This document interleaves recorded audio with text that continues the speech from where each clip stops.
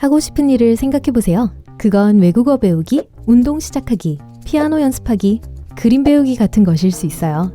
여러분이 매일 30분씩 운동을 하기로 결심했다고 가정해보죠. 그런데 2주일이 지났지만 시작도 하지 않았어요.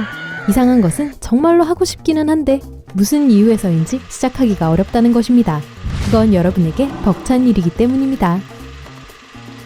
30분 동안 하는 운동은 너무 과하게 들리고 벌써 그게 얼마나 지루할까를 걱정하고 있어요. 물론 한 달 후면 건강해지겠죠? 하지만 오늘은 기분이 별로일 거예요. 그렇다면 30분을 단 1분으로 바꿔보죠.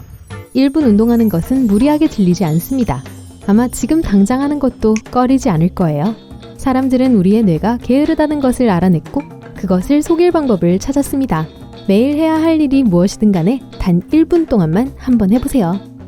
그래요. 1분은 너무 짧은 시간이지만 그래도 1분이 0분보다 확실히 더 나아요. 그리고 더 오래 한다고 해도 아무도 말리지 않을 거예요. 그러니 시작하고 싶은 일을 찾아서 딱 1분 동안만 해보세요. 중요한 점은 매일 같은 시간에 해야 한다는 것입니다. 습관을 들이기 위해서는 꾸준히 해야 합니다. 만약 여러분이 매일 30분 동안 운동을 하려고 애쓴다면 아마 작심삼일로 끝날 거예요. 하지만 하루에 1분 정도는 버틸 수 있을 거예요. 목표에 연연하지 마세요. 여름이면 멋진 몸매를 갖게 될 거라고 생각하면 신이 납니다. 하지만 여름이 시작되고 그리고 지나고 나면 더 이상 목표가 없어지고 그만두게 될 거예요. 그러면 다시는 운동을 하지 않고 결국에는 모든 것이 허사가 될 거예요. 또한 결과를 보면 의욕을 잃지 않을 거라고 기대하지 마세요. 항상 그런 것은 아니므로 자신을 훈련시키고 스스로 그 과정 자체를 즐긴다고 생각하는 것이 훨씬 더 좋습니다. 다음으로 자신을 탓하지 마세요. 비난과 수치심은 사람들을 더 열심히 일을 하도록 만들기보다 더 낙담하게 만듭니다. 하루를 건너뛰었다면 자신에게 너그러움을 베풀고 내일 다시 하면 됩니다. 부엌 싱크대에 계속 쌓이고 있는 설거지거리, 답장을 써야 하는 수십 통의 이메일, 계속 지저분한 책상이 마음에 들지 않는다면 또 하나의 요령을 알려드릴게요. 1분 규칙에 따르면 1분 안에 완료할 수 있는 작업이 있다면 지체하지 않고 즉시 수행하라고 합니다. 식사를 마쳤으면 바로 설거지를 하세요. 아마 20초밖에 걸리지 않을 거예요. 그러면 결국에는 1시간의 노동을 요구하는 거대한 설거지 더미로 변하지 않을 것입니다. 항상 1분의 시간이 있어요.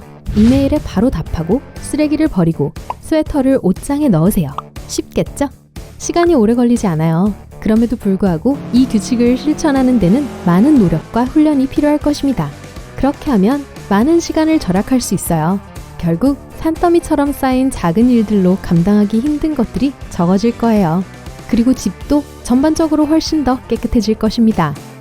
실제로 만일 여러분이 스스로를 통제하고 이 규칙을 충분히 오래 따른다면 결국 습관이 될 것이고 심지어 이런 모든 일을 하고 있다는 사실도 알아차리지 못할 거예요. 자, 여기 모든 미루기 선수들을 위한 요령이 있습니다. 해야 할 일이 있지만 시작하기가 너무 어렵다면 5분 규칙을 사용하세요. 이번에도 일을 하기 싫은 이유는 몇 시간 동안 힘들고 지루하고 어려운 일을 해야 한다는 사실입니다. 여러분의 뇌는 그 사실을 알고 있고 그걸 좋아하지 않아요. 그래서 일을 아예 시작하지 않을 변명을 만들어냅니다. 그러니까 딱 5분만 하기로 결심하세요. 그러고 나서도 하기 싫다면 그때 멈추면 됩니다. 가장 어려운 부분은 시작입니다. 만약 자신을 속이고 어려운 일을 하게 만들지 않는다면 시작하기가 훨씬 더 쉬울 거예요. 타이머를 5분 동안 설정하고 강제로 시작합니다. 보통 시간이 지날 때쯤에 마술이 일어납니다. 5분이 지났지만 5분 정도 더, 혹은 전체 작업을 마칠 때까지도 계속하기를 마다하지 않는다는 걸 알게 됩니다. 하지만 이 5분 후에 어떠한 동기부여도 받지 못하고 일을 전혀 즐기지 못한다면 자신에게 한 약속을 지키고 일을 멈추세요. 해야 할 모든 일들의 목록을 만드는 게 좋겠어요. 이 기술을 사용해서 다른 모든 작업을 수행할 수 있습니다. 실제로 5분 이상 하고 싶은 것을 찾아서 그 일을 계속하도록 하세요. 또 하나의 효과적인 테크닉은 한 번에 하나의 작업에만 집중하는 것입니다. 여러분이 해야 하는 모든 일을 각각 약 25분이 걸리는 작은 작업 단위로 나누세요. 시간이 거의 걸리지 않는 비슷한 일을 모아서 할 수 있어요. 그러니까 목록을 만드세요. 그런 다음 주의를 산만하게 하는 요소를 없애고 휴대폰을 비행기 모드로 설정하고 타이머를 25분 동안 맞추고 일을 합니다. 다 하고 난 후에 5분간 휴식을 취할 수 있어요. 또한 매일 작은 일에 산만해지지 마세요. 한꺼번에 모아서 한 번에 여러 가지를 처리하는 게 낫습니다.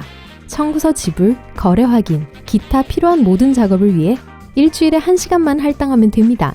생산성을 최대화하려면 미리 계획을 세워야 합니다. 매일 저녁 5분을 할애해서 다음 날을 계획하세요.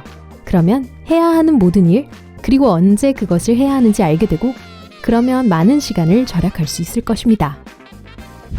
버스에 앉아있거나 식료품점으로 걸어가는 낭비되는 시간을 활용하도록 하세요.